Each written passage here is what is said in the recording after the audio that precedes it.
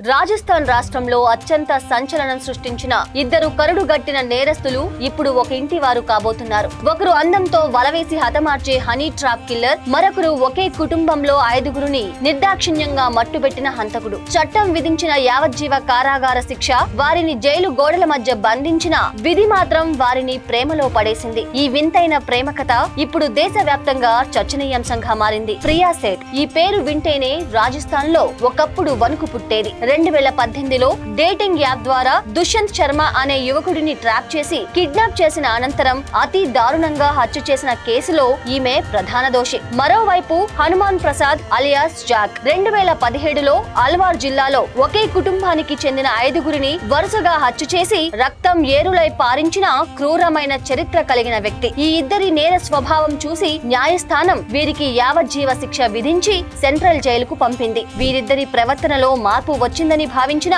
Jail అధికారులు గతేడాది వీరిని జైపూర్ లోని సంగనేర్ ఓపెన్ జైలుకు తరలించారు. అక్కడ ఉండే స్వేచ్ఛ వాతావరణం వీరి మధ్య పరిచయానికి దారితీసింది. ఆ పరిచయం కాస్త 6 నెలల క్రితం గాఢమైన ప్రేమగా మారింది. గత 4 నెలలుగా జైలు ప్రాంగణంలోనే సహజీవనం చేస్తున్న ఈ జంట చివరకు పెళ్లి బంధంతో ఒకటి కావాలని నిర్ణయించుకున్నారు. ఖైదీలైనా సరే తమకంటూ ఒక తోడు కావాలని వారు ఆశపడ్డారు. తమ పెళ్లి ప్రతిపాదనను జైలు అధికారుల ముందు ఉంచగా వారు తిరస్కరించడంతో ఈ జంట ఏకంగా రాజస్థాన్ హైకోర్టును ఆశ్రయించింది. తమ పెళ్లి పత్రికను కోర్టుకు సమర్పించి పెరోల్ మంజూరు చేయాలని కోరారు. మానవతా దృక్పథంతో ఆలోచించిన కోర్టు జిల్లా పెరోల్ సలహా కమిటీ ద్వారా వీరికి పెళ్లి కోసం అనుమతినిచ్చింది. ప్రస్తుతం అల్వాల్లోని హనుమాన్ ప్రసాద్ ఇంట్లో పోలీసుల పహారా మధ్య 3 రోజుల పెరోల్ సెలవుల్లో వీరి వివాహం జరుగుతోంది. ఈ పెళ్లి వార్త బయటకు రావడంతో సోషల్ మీడియాలో నెటిజన్లు రకరకాలుగా స్పందిస్తున్నారు. ఇదెక్కడి విడ్డూరం, హంతకులు కూడా ఆదర్శ దంపతులుగా మారుతున్నారా అని కొందరు ఆశ్చర్యం వ్యక్తం చేస్తూ ఉంటే,